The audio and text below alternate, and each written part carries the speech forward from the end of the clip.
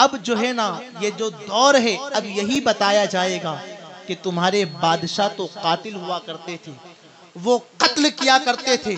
नहीं मेरे अजीज, हमारी तारीख इतनी सुनहरी है कि सिर्फ मैं अहमदाबाद की बात बताऊं तो सरकार अहमद शाह बादशाह रहमतुल्लाह अलैह पाटन की सरजमीन पर गए, वहां से हिंदुओं को भी लिया, सिख को भी लिया, ईसाइयों को भी लिया, मुसलमानों को लिया, तमाम लोगों को लाकर अहमदाबाद में बसाया है, तमाम लोगों को। और फिर अदलो इंसाफ कैसा किया, देखने वाला बेसाख्ता जबान से पुकार उठे कि हमने फारूक आजम को नहीं देखा लेकिन जानशीन फारूक आजम को देख रहे हैं। अल्लाह अकबर।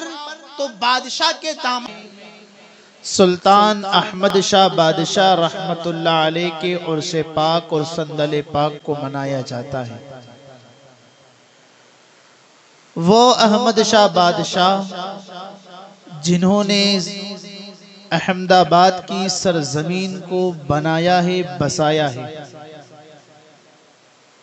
सुल्तान होने के साथ साथ अल्लाह के बहुत बड़े वली भी थे। उनका तकवा, उनकी परहेजगारी, उनका मकाम और बुजुर्गाने दीन से जो मोहब्बत थी, अल्लाह अकबर, उसकी मिसाल देखने को नहीं मिलती। एक मर्तबा हजरत शेख अहमद खट्टू रहमतुल्लाह अलैह की बारगाह में पहुंचे, जिनकी मज़ारे मुबारका सरखेज की सरजमीन पर है। पाटन की सरजमीन से पहुंचे शेख अहमद खट्टू के पास और सरकार शेख अहमद खट्टू कज़ाए हाजत के लिए बैठे हुए थे। आपने अपने खादिम को आवाज लगाई, पुकारा कि मुझे कुछ मिट्टी दे दो ताकि मैं तहारत हासिल कर लूं, पाकी हासिल कर लूं कज़ाए हाजत से। लेकिन इत्तेफाक था खादिम वहां पर मौजूद नहीं और अहमद शाह बादशाह वहां पहुंचे हुए थे। जब हजरत शेख अहमद खट्टू की आवाज सुनी अहमद शाह बादशाह ने, वक्त के सुल्तान ने, वक्त के हुक्मरान ने, तो खुद अपने हाथों में मिट्टी लेते हैं, किसी तरह से हजरत शेख अहमद खट्टू को वो मिट्टी पहुंचा देते हैं कि हजरत इससे तहारत हासिल कर ले, पाकी हासिल कर ले। बल्कि हजरत शेख अहमद खट्टू ने कहा भी कौन? अहमद शाह बादशाह कहते हुजूर मैं हूँ, पहचान गए, ये मेरा खादिम नहीं बल्कि ये गुजरात का सुल्तान अहमद शाह है। सरकार शेख अहमद खट्टू के मकाम को अहमद शाह बादशाह अच्छी तरह समझते थे कि इनका मकाम बड़ा है, इनके मर्तबे बड़े, इनकी शान बड़ी है। अब सुनना गौर से। एक मर्तबा कहते हुजूर मैं ये जानता हूं कि आप हजरत खिज़्र अलैहिस्सलाम से मुलाकात करते हैं। हजरत शेख अहमद खट्टू हमेशा जब चाहें हजरत खिज़्र अलैहिस्सलाम से मुलाकात करते थे। कहा मैं जानता हूं कि आप हजरत खिज़्र से मुलाकात करते हैं, सरकार करम फरमाए ना, मुझे भी जियारत करवा दें, मेरी भी मुलाकात करवा दें। अल्लाह अकबर। लेकिन शेख अहमद खट्टू मगरिबी रहमतुल्लाह अलैह फरमाते हैं, ऐ सुल्तान जियारत करना चाहते हो, देखना चाहते हो, सुनो मेरी कुछ शर्तें हैं वो पूरी करनी होगी। कहा हुजूर कहे ना, क्या शर्तें आपकी? कहा तुझे 40 दिन का चिल्ला करना होगा, इबादत करनी होगी, बंदगी करनी होगी, दिन में रोजे रखने होंगे, रात को कयाम करना होगा, सिर्फ अल्लाह, सिर्फ अल्लाह, सिर्फ अल्लाह, अल्लाह हु अल्लाह। 40 दिन मुकम्मल हो जाए फिर मेरे पास आना। वक्त के सुल्तान ने जब बंदगी शुरू की, पहले से मुत्तकी थे, पहले से हजरत माँ बाप ने इस शान से तरबियत आपकी फरमाई थी। 40 दिन तक दिन जो है रोजे में निकले, रात कयाम में निकले, अल्लाह का जिक्र कर रहे हैं, नमाजें पढ़ रहे हैं, बंदगी कर रहे हैं, तकवा जो है हासिल कर रहे हैं। जब 40 दिन मुकम्मल हो गए ना, हजरत शेख अहमद खट्टू की बारगाह में पहुंच जाते, हुजूर अब तो करा देना दीदार। सरकार ए शेख अहमद मैंने चिल्ला मुकम्मल कर लिया है। कहा नहीं, अभी नहीं, एक चिल्ला और करना होगा। एक चिल्ला 40 दिन का कर लिया, अब दूसरा चिल्ला करना होगा, फिर वही करना है। दिन को रोजे रखने, रात को कयाम करना है, रुकू है, सुजूद है, अल्लाह अल्लाह जिक्र करना है। अहमद शाह बादशाह ने उफ भी नहीं कहा किया। जानते थे ना इनके मकाम बहुत बड़े, और खुद भी बहुत बड़े मकाम के मालिक थे। अल्लाह अकबर। फिर 40 दिन तक यही हाल, खलवत में इबादतें, इबादत, रोजे, बंदगी, यही चलता रहा। 40 दिन मुकम्मल हो गए, फिर हाजिर दरबार होते। अहमद शाह बादशाह है ना, किसके मुरीद हैं? हजरत बाबा फरीदुद्दीन मसूद गंजे शकर के खलीफा ख्वाजा रुकनुद्दीन काने शकर के मुरीद हैं। दूसरा चिल्ला 40 दिन का मुकम्मल हुआ। हुजूर दूसरा भी चिल्ला मुकम्मल कर लिया है, हुजूर अब दीदार करवा देना। कहा नहीं, तीसरा भी करना होगा। सोचे ना जरा, अगर हमारे जैसा बेसब्रा कोई होता तो क्या करता। हमें यार सब्र नहीं होता है, लेकिन वो वक्त के सुल्तान थे, वो बादशाह थे, वो गुजरात के हाकिम थे, और अहमदाबाद को बसाने वाले शहंशाह थे। कहा तुझे तीसरा चिल्ला भी करना होगा। अल्लाह अकबर। तीसरे चिल्ले में लग गए। फिर वही कैफियत, वही मामला, वही बंदगी, वही रोजे, वही रुकू, वही सुजूद, वही मामला, खलवत में इबादत, इबादत, इबादत। तीसरा चिल्ला मुकम्मल किया। हुजूर अब तो दीदार करवा देना। अहमद शाह बादशाह की किस्मत का सितारा चमका। हजरत शेख अहमद खट्टू ने हजरत खिज़्र अलैहिस्सलाम से मुलाकात करवा दी। हजरत खिज़्र का दीदार हुआ। अब अहमद शाह बादशाह कदमों में बैठ गए। शेख अहमद भी हैं, हजरत खिज़्र से फरमाते हैं कि अल्लाह ने आपको बहुत लंबी उम्र अता फरमाई। खिज़्र कहते हैं किसे,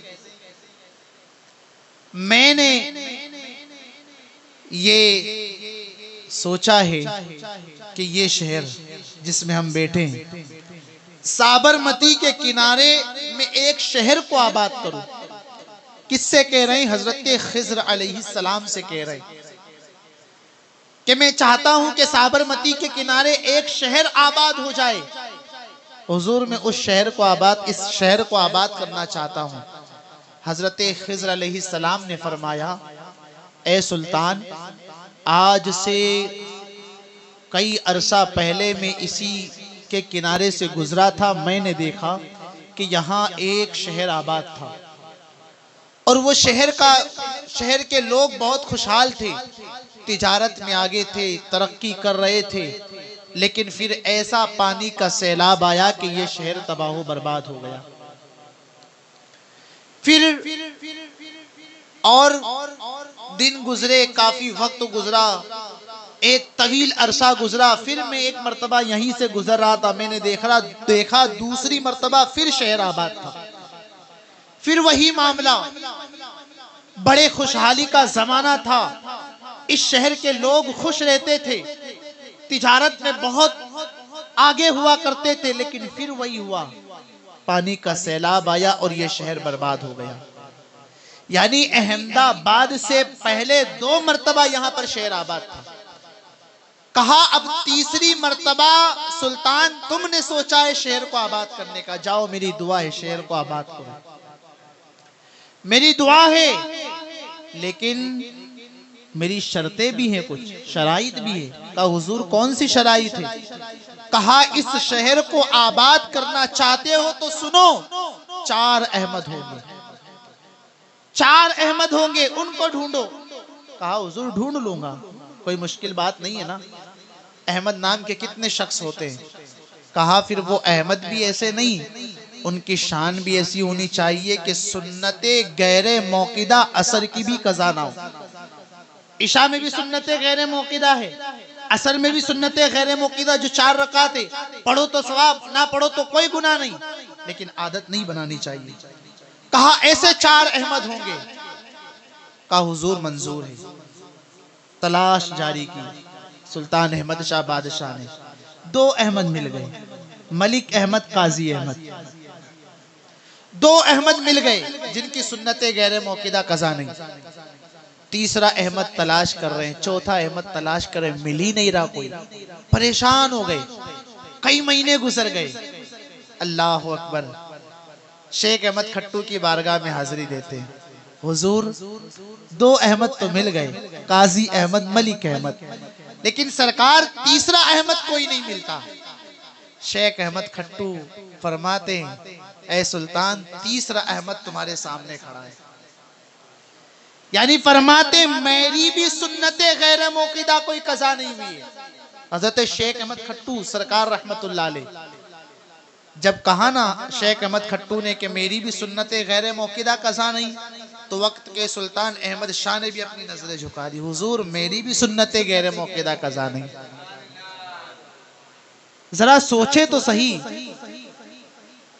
कि इंसान के पास दौलतें आती है ना, माल आता है, तो या तो वो बेनमाजी हो जाता है, नमाजों को तर्क कर देता है, या फिर अपने मसलक को छोड़ देता है। बहुत सारे मामला थे जिनके पास दौलत आती है। ये वक्त के हुक्मरान की बात कर रहा हूं जिन्होंने अहमदाबाद को बसाया है। फरमाते हुजूर जब से मैं बालिग हुआ हूं, अहमद शाह बादशाह कहते जब से मैं बालिग हुआ हूं, मेरे माँ बाप ने इस शान से मेरी तरबियत की है कि सुन्नते गैर मौकिदा मैंने कज़ा नहीं की। सुभान अल्लाह। 4 अहमद हो गए, मिल गए। अब यही साबरमती किनारे से इस शहर की बुनियाद रखी गई। 4 अहमदों ने चादर को फैलाया। एक किनारा एक अहमद के हाथ में है, एक किनारा दूसरे अहमद। चारों किनारे पर 4 अहमद हैं और फिर 12 बाबाओं की दुआएं शामिल हैं। 12 बाबा दुआ कर रहे हैं कि अल्लाह इस शहर को आबाद कर दे। और वो 12 बाबा भी कोई आम नहीं है। अहमदाबाद में बसने वालों, ये बहुत अजीम शहर है, ये बड़ा अजीम और बड़ा मुकद्दस शहर है। वो 12 बाबा हजरत निजामुद्दीन औलिया के खलीफा हैं, जिसमें हजरत ख्वाजा शेर अली चिश्ती रहमतुल्लाह अलैह हैं, हजरत अहमद हंकोरी रहमतुल्लाह अलैह, इसी तरह के 12 बाबा जो निजामुद्दीन औलिया ने अहमदाबाद में भेजे थे, दुआ कर रहे हैं। अल्लाह अकबर। अहमदाबाद की बुनियाद पड़ी, अल्लाह की सदा लगाकर बुनियाद रखी गई। और फिर अहमद शाह बादशाह इसी पर नहीं रुके, पाटन की सरजमीन पर पहुंचे। उस वक्त मेरे सरकार कुतुब आलम बुखारी पाटन में रह रहे थे। हजरत कुतुब आलम बुखारी पाटन में थे। हजरत अहमद शाह बादशाह रहमतुल्लाह अलैह पहुंच गए। सरकार, मैं आपके मकाम को समझता हूं, आपके मर्तबे को भी जानता हूं, और मैं ये चाहता हूं कि मैंने साबरमती के किनारे एक शहर अहमदाबाद को बसाया है। आप हिजरत फरमाकर अहमदाबाद में आइए, अहमदाबाद में चलिए और अपने फैजान से बंदगाने खुदा को फैज़याब करिए। और आप भी दुआ फरमा दे। मेरे सरकार कुतुब आलम बुखारी ने दुआ फरमाई थी कि अल्लाह इस शहर को कयामत तक आबाद रखे, ये शहर तमाम शहरों की जीनत बने। आज भी हिंदुस्तान के अंदर अहमदाबाद सिटी को बड़ी शान शौकत के साथ और बड़ी शोहरत हासिल है। लोग जानते हैं, कोई कुछ भी कहे, हम तो इश्क के बंदे, हम यही जानते मेरे कुतुब आलम बुखारी का सदका है। कयामत तक अल्लाह इस शहर को आबाद रखे।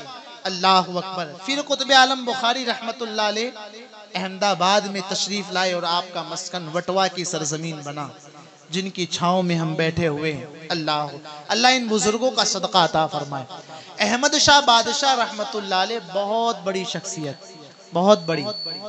इनके दरबार में हाजिरी देना, यकीनन जब इनके दरबार में पहुंचो तो ऐसा लगता है किसी सुल्तान के दरबार में आए हैं, जो सुल्तान के साथ साथ अल्लाह का वली है।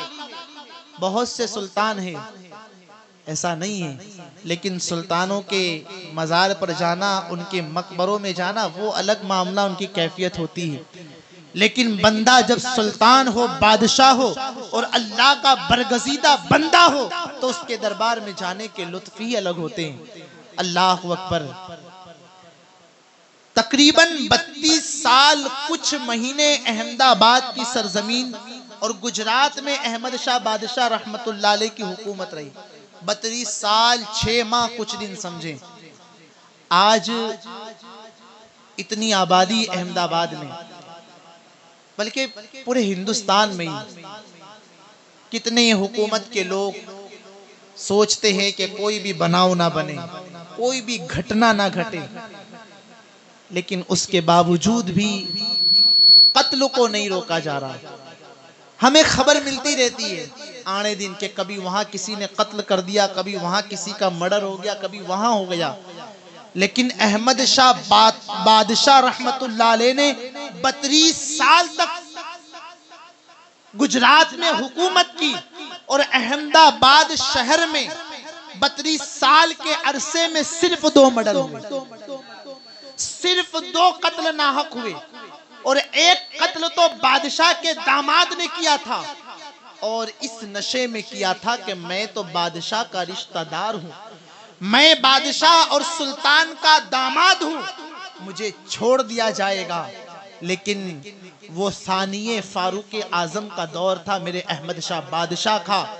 फरमाते मेरा दामाद क्यों ना सही इसे भी सूली पर लटका दिया जाए, इसे भी कत्ल कर दिया जाए। मामला यूं बना कि किसी का नाहक कत्ल कर दिया अहमद शाह बादशाह के दामाद ने। अब ये मामला काजी के पास पहुंचा। मैं इसलिए हमारे जो है सलातीन की तारीख बता रहा हूं ना मुसलमानों, अपने बच्चों को अपनी तारीखें बताएं, अपने बादशाहों का किरदार बताएं। अल्लाह अकबर। तो बादशाह के दामाद ने कत्ल कर दिया। मामला काजी के पास पहुंचा। काजी फैसला करते थे। काजी साहब के पास जब मामला पहुंचा तो काजी साहब ने सुना तो कहा यार ये तो बादशाह का दामाद है, कुछ ना कुछ तो करना पड़ेगा ना, क्योंकि होता है ना इंसान अपना अपना होता है, कभी कभी अपनों को ज्यादा हम तरजीह देते हैं। तो काजी साहब ने कहा कि ये तो बादशाह का दामाद है, तो कुछ ना कुछ करना पड़ेगा कि ये सजा से बच जाए। आखिरी बात, सजा से बच जाए। तो जो मकतूल के घर वाले थे, यानी जिसका कत्ल हुआ था, उसके घर वाले थे, तो काजी साहब ने उनको मना लिया कि तुम जो है इसका कत्ल माफ कर दो, मकतूल का कत्ल माफ कर दो, इसकी बादशाह के दामाद की सजा को भी माफ कर दो, हम तुम्हें इतने ऊंट दे देंगे। तो मकतूल के घर वालों ने सोचा कि यार मरने वाला तो मर गया, जाने वाला तो चला गया, अगर इसे भी सजा मिलेगी तो ये भी चला जाएगा, मिलेगा हमें कुछ नहीं। तो इससे बेहतर है कि हमें माल मिल रहा है, रकम मिल रही है, तो हम उसे ले लेते हैं। अल्लाह अकबर। का ठीक है, दियत कहते हैं उसे, दियत, मुआवजा। तो मकतूल के घर वालों ने मुआवजा ले लिया, दियत ले ली, और अहमद शाह बादशाह के दामाद को माफ कर दिया। शरीयत में यही है। पहला तो यह है शरीयत मुस्तफा में कत्ल के बदले कत्ल। दूसरा यह है कि उसकी दियत दे दी जाए, मुआवजा दे दिया जाए, और मकतूल के घर वाले माफ कर दे तो फिर कोई मामला नहीं। लेकिन कुर्बान जाए अहमद शाह, अब काजी साहब तो खुश हो गए ना कि बादशाह तो खुश हो जाएगा, मैंने ये काम कर दिया है इसलिए कि ये बादशाह का दामाद है और कत्ल से बच जाएगा। काजी साहब तो दिली दिल में खुश थे, और फिर वो पर्चा जो भी बनाया होगा ले जाकर अहमद शाह बादशाह को दे दिया। आपने पढ़ा ना, तो होना तो ये चाहिए था, खुश हो जाते, दामाद सजा से बच गया, बेटी बेवा होने से बच गई।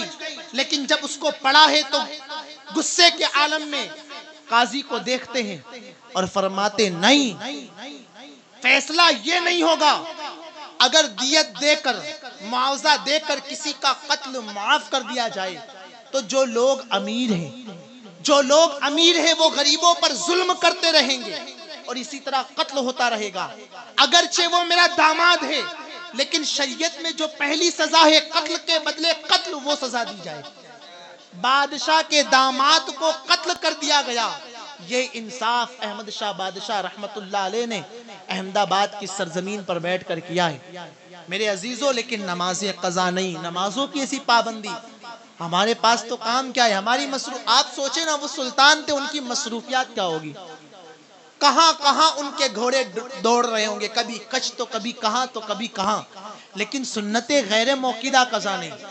ये अहमदाबाद है ना, अहमदाबाद, ये जितने भी किले बने हुए हैं और ये दरवाजे हैं, हजरत निजामुद्दीन औलिया के खलीफा हजरत शेख अहमद हंकोरी रहमतुल्लाह अलैह ने ये जो है इंजीनियर थे अपने वक्त के, और निजामुद्दीन औलिया ने इन्हें भेजा था। हजरत शेख अहमद हंकोरी रहमतुल्लाह अलैह, जिनकी मज़ार अलिफ की मस्जिद के पास है, तो अपने दौर के इंजीनियर थे। तो जितने भी किले बने हैं और ये दरवाजे हैं, तमाम हजरत अहमद हंकोरी के मशवरे पर बनाए गए कि यहाँ किला होगा, यहाँ पर दरवाजे होंगे, यहाँ पर ये होगा, यहाँ पर ये होगा।